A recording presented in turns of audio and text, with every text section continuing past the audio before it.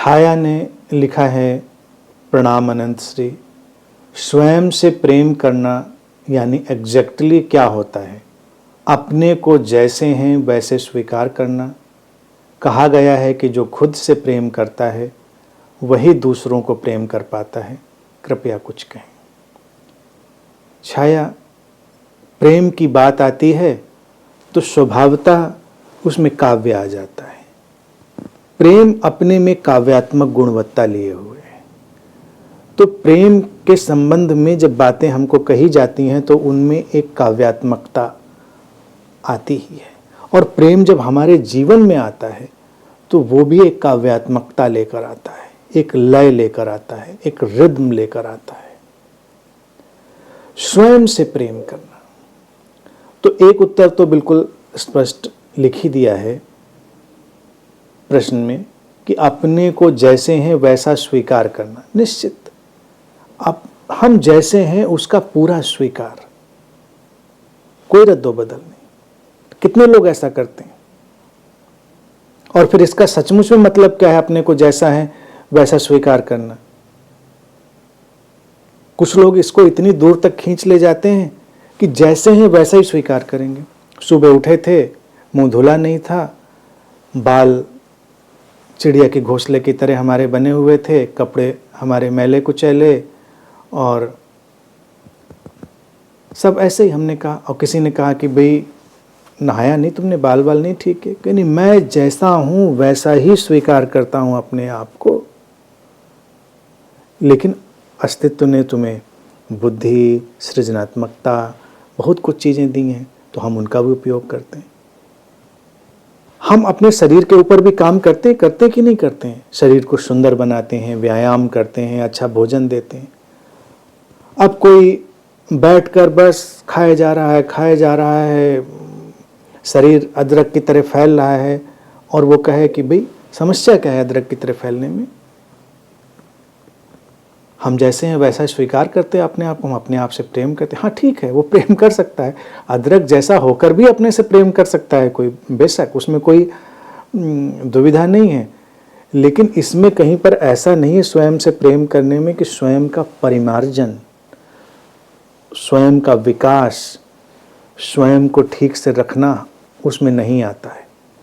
स्वयं से प्रेम करने का अभिप्राय है स्वयं के सर्वोत्तम हिस्से की तरफ बढ़ना, स्वयं के श्रेष्ठतम हिस्से की तरफ बढ़ना। इनकार नहीं है निम्नतम का,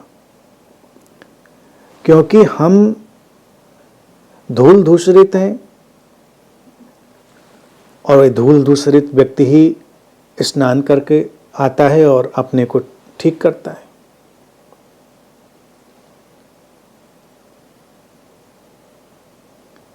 उस धूल दूसरित होने से उसका कोई निंदात्मक व्यवहार नहीं है, क्योंकि वो है हिस्सा। लेकिन आगे उसका जो विकास है, परिमार्जन है, वो भी उसी का हिस्सा है। अपने पशु का पूरा स्वीकार और अपने परमात्मा की तरफ यात्रा। इसीलिए जो प्रेम है वो पशु से परमात्मा तक की यात्रा और उसका संतुलन दोनों को लाता है। हम अपने भीतर के पशु का भी स्वीकार करते हैं और अपने भीतर के परमात्मा का भी स्वीकार करते हैं, तब हम स्वयं से प्रेम करेंगे। अगर हम अपने भीतर के पशु का स्वीकार नहीं करते हैं तो हम दूसरे से प्रेम कहाँ कर पाएंगे? क्योंकि दूसरे के भीतर तो तमाम तरह की पाशविकता है। पाशविकता शब्द को मैंने आपके लिए बहुत सरल किया हुआ था पहले भी, उसको फिर समझ लें। भारत में हमारी जो भाषा है बड़ी खूबसूरत है। पाश का अभिप्राय बंधन, सीमा, लिमिटेशन, और पशु जो सीमा में, बंधन में बंधा है। पाशविकता वो व्यवहार जो हमको सीमित और बंधन में डालने वाले होते हैं। तो इसी को हम कहते हैं पशु से परमात्मा। परमात्मा असीम, अनंत, अनादि, हमारा जो मूल स्रोत की ओर लौटता हुआ स्वभाव है, उसकी ओर इशारा है। तो अगर हमने अपनी पाशविकता को, यानी अपनी सीमाओं को, अपने बंधनों को, इन सबको देखा है, जाना है, उनके प्रति थोड़ा करुणापूर्ण रहे हैं, तो दूसरे के प्रति भी हम करुणापूर्ण रहते हैं। एकदम हम प्रतिक्रिया नहीं करते। हमने अपने विचारों को बदलते देखा है, हमने अपने विचारों की एक लंबी यात्रा को देखा है, तो किसी के विचारों को यक बयक देखकर हम उलझते नहीं, क्योंकि हम जानते हैं ना कि विचार बदलते हैं, विचारों का आवागमन बदलता है, और विचारों से व्यक्ति कैसे व्यवहार करता है वो सब बदलता है। हमने अपने भीतर उसको देखा है, जाना है, जिया है, तो हम बहुत ही करुणापूर्वक दूसरे से व्यवहार करते हैं। प्रेम का ये जो रूप है ना, करुणा का रूप, ये ज़्यादा महत्वपूर्ण है, इसको समझें। क्योंकि प्रेम शब्द आता है तो लोग बड़ा रोमानी और रोमांटिक ख्याल में पड़ जाते हैं कि प्रेम का मतलब बस किसी को डबडबाई आंखों से देखना, अपलक निहारना, अभिभूत हो जाना, कुछ इस तरह का एक बड़ा ही रोमानी सा आइडिया प्रेम का उनके अंदर आ जाता है। प्रेम को समझना है तो हमें करुणा का शब्द उसके साथ संयुक्त करना पड़ेगा, जोड़ना पड़ेगा। अपने प्रति भी करुणा रखनी है, अपने को इतना परेशान नहीं करना है, सताना नहीं है अपने आप को। लोग अपने को सताने की तो कोई कमी छोड़ते नहीं। और देखिए, जिसने अपने पर करुणा नहीं करी दूसरे पर क्यों करेगा? उसकी तो ट्रेनिंग ही नहीं करुणा की हुई। हमसे गलतियां होती हैं, हमसे तमाम ऐसी विसंगतियां हो जाती हैं, सारी चीज़ें हमसे होती रहती हैं, लेकिन हम अपने प्रति अपराध बोध, निंदा, इसको हटाते चलते हैं। अगर हम उससे भर जाएं तो हम दूसरे को भी माफ़ नहीं करेंगे। दूसरे को कैसे क्षमा करेंगे? अगर हमने अपनी गलतियों पर भी करुणापूर्ण व्यवहार नहीं किया तो दूसरे की गलती पर तो फिर हम आक्रामक हो ही जाएंगे। गुरु के जीवन में भी यही होता है। क्या घटना? यही घटना उसके जीवन में भी आनी होती कि वो जिन उतार चढ़ावों से गुजरा है, जिन अंधेरी घाटियों से गुजरा है, उसके जीवन का वो सब हिस्सा है। तो वो जब किसी शिष्य को, किसी खोजी को स्वीकार करता है तो बहुत करुणापूर्ण रहता है, क्योंकि वो जानता होता है, हो सकता है। इतनी निंदा की जरूरत नहीं है, इतना किसी के ऊपर आक्रामक होने की जरूरत नहीं कि तुम अभी बदलो, क्योंकि उसने भी बदलने में वक्त लिया है। उसने भी कन्फ्यूजन, इल्यूजन, हेलुसिनेशन, तमाम चीज़ों को जिया है, फिर समझा है, फिर उससे निकला है, आगे गया है। तो स्वयं के प्रति प्रेम का अर्थ है स्वयं के प्रति पूरी तरह संवेदनशीलता, स्वयं का परिष्कार, परिमार्जन करते रहना, स्वयं के पशु का स्वीकार कर लेना, और अब एक लगातार करुणा का भाव। कोई बात नहीं है, कमियां हैं तो उसके आगे रास्ता भी होगा। तुम्हारे जीवन के कुछ गिरते हुए पल हैं तो कुछ उठते हुए पल भी आएंगे, स्वीकार करते हैं हर चीज़ का। फिर उसके साथ ही हमारे जीवन में एक नई आभा प्रवेश करती है, एक नई तरंग, एक नई ऊर्जा हमारे भीतर प्रवेश करती है जो स्वयं से प्रेम करने की है।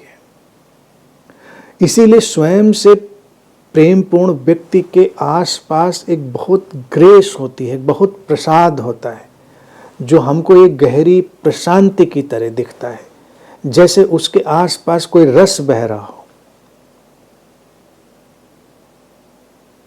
और यही तो हमको उसके प्रेम में भी डाल देता है। स्वयं से प्रेम हमारे लिए एक ट्रेनिंग स्कूल की तरह है। अस्तित्व ने सब कुछ हमें दे दिया है।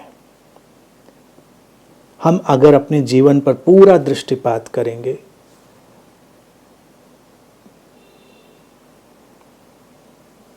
तो एक नया तल हमारे लिए खुलेगा।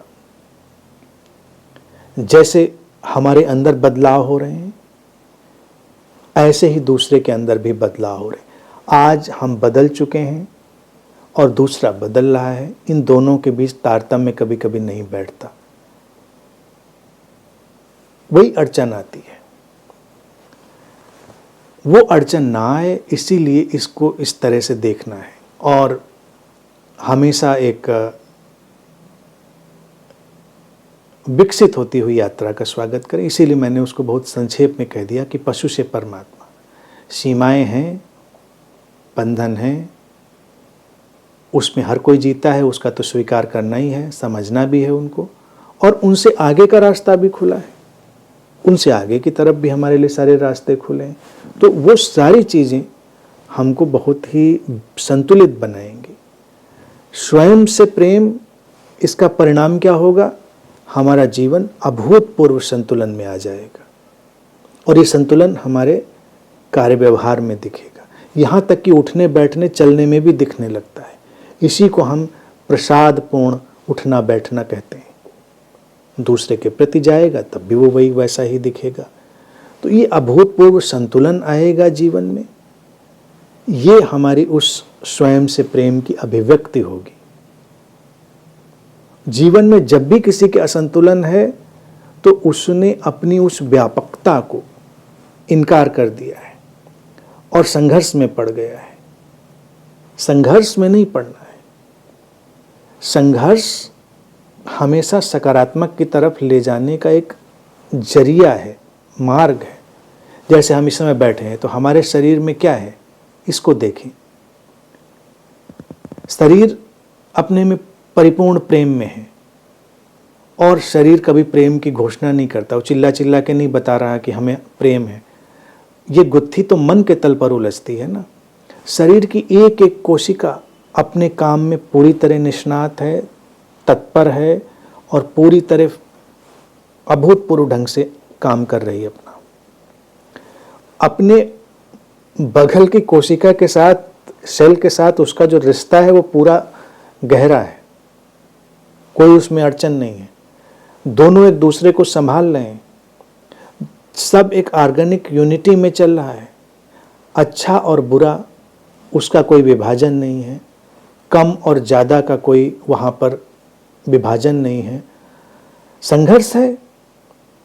क्या शरीर के भीतर संघर्ष नहीं चल रहा है इस समय? इस समय शरीर देखा जाए एक अनूठे संतुलन में है, और एक ऐसे संघर्ष में है जिसको हम समुद्र मंथन कहते हैं। कितनी चीज़ें बन रही हैं, मिट रही हैं, पूरा समुद्र मंथन चल रहा है। लेकिन ये जो संघर्ष चल रहा है वो उसको सस्टेन करने के लिए, उसको जीवित बनाए रखने के लिए और उसको संभाले रखने के लिए चल रहा है। तो हमारे मन में भी संघर्ष आते हैं, वो इसलिए नहीं आते कि हमको नष्ट करने के लिए। वो संघर्ष हमको सस्टेन करने के लिए, हमको बचाए रखने के लिए आते हैं। तो अगर कोई व्यक्ति ऐसा मन चाहे कि जिस मन में संघर्ष की कोई धारा ही ना उठती हो, तो वो मन मृत मन हो जाएगा, वो डेड माइंड हो जाएगा, उसमें कोई फ्लक्चुएशन नहीं। और उस संघर्ष की पृष्ठभूमि में देखेंगे तो अभूतपूर्व संतुलन है, कोई परेशानी नहीं, बिल्कुल सब ठहरा हुआ। ये जो दो तलों पर घटना घटती है, यही प्रेम का परिचायक है। हम जब किसी के प्रेम में भी होते हैं तब भी ये दोनों चीजें होती हैं, एक तल पर ठहराव और एक तल पर जैसे सब खींचा जा रहा है, सब खींचा जा रहा है। वो खिंचाव विकास के लिए है, वो खिंचाव इवोल्यूशन के लिए है। तो प्रेम को कभी सीखना हो तो अपने शरीर से सीखें। इसीलिए प्रेम में शरीर का इतना महत्व हो जाता है, और शरीर को हम जानते ही नहीं, शरीर की हम ऊपरी परत को ही जानते हैं, और हमको लगता है बस शायद ऊपरी परत ही शरीर है। शरीर की आंतरिक व्यवस्था को देखें। हमारा एक एक ऑर्गन एक यूनिटी में, एकात्मकता में है, सपोर्ट करता है। यहाँ पर कुछ भी ऐसा नहीं है जिसकी निंदा हो, और कुछ भी ऐसा नहीं है जिसकी प्रशंसा के गीत गाए जाएं। सब अपनी जगह अपना काम कर रहे हैं। परिपूर्ण संतुलन, परिपूर्ण स्वीकार, संघर्ष का स्वीकार, अस्वीकार का स्वीकार, स्वीकार का स्वीकार। क्योंकि शरीर स्वीकारता ही नहीं है, अस्वीकारता भी है। तो हमको नॉन एक्सेप्टेंस की भी एक्सेप्टेंस होनी पड़ती है, वो भी प्रेम का ही हिस्सा है, स्वयं से प्रेम का हिस्सा। क्योंकि एक्सेप्टेंस जब होती है तो कई लोग इतने उलझ जाते हैं। एक्सेप्टेंस तो कई लोग ऐसे अहमक पने की बातें करेंगे, वो कहेंगे अच्छा तुम तो स्वीकार में जीते हो, फिर तुम इस बात को इनकार क्यों कर रहे हो? कर रहे हैं, क्योंकि हमको इसका भी स्वीकार है, इनकार का भी स्वीकार है। शरीर में हम सब कुछ नहीं डाल सकते, शरीर अभी उलट देगा। हम खाने में भी क्या सब कुछ खा सकते हैं? जो हमारे लिए जरूरी नहीं, शरीर उसको उलट देगा। जो हमारे लिए जरूरी नहीं हमारे शरीर में आएगा, शरीर उसके लिए युद्ध करेगा, लड़ाई लड़ेगा। सारी शरीर की जो रासायनिक जैविक संरचना है उस फॉरेन एलिमेंट को बाहर फेंकने के लिए युद्ध में रत हो जाएगी। ये क्या है? क्या ये अस्वीकार है या स्वीकार है? ये टोटल एक्सेप्टेंस है। टोटल एक्सेप्टेंस के अंदर एक्सेप्टेंस ऑफ नॉन एक्सेप्टेंस भी आ जाता है, क्योंकि शरीर को नहीं चाहिए इस समय, वो फॉरेन एलिमेंट नहीं चाहिए, उसके काम का नहीं है इस समय, उसको रिजेक्ट करना है। कोई वायरस, कोई बैक्टीरिया, उसे रिजेक्ट करना है। कोई और चीज़ आती है जो शरीर को सहायता करने वाली, उसे एक्सेप्ट करना है। बड़ा ही अनूठा ढंग है हमारे शरीर का। तो जब हम स्वयं से प्रेम में होते हैं तो ऐसे ही अनूठे ढंग से जीते हैं। हमारे अंदर एक भाव है, हमारे अंदर एक ठहराव है, हमारे अंदर एक तत्परता है, विकास है, सब चीज़ें। और फिर जब इस ढंग से कोई जीता है तो जाहिर सी बात है कि जब दूसरे की तरफ वो उन्मुख होगा, दूसरे की तरफ वो बढ़ेगा, तो यही सारी समझ, टेंडेंसी, एटीट्यूड निकल कर दूसरे की तरफ जाएगा। वही प्रेम का फैलाव होगा। प्रेम कभी ये न समझें कि बस किसी को गले लगा लिया, किसी को हमने अच्छी अच्छी बातें बोल दी, किसी को देख के मुस्कुरा दिया, तो वही प्रेम है। वो तो प्रेम का बहुत छोटा सा हिस्सा है। प्रेम एक बहुत व्यापक घटना है।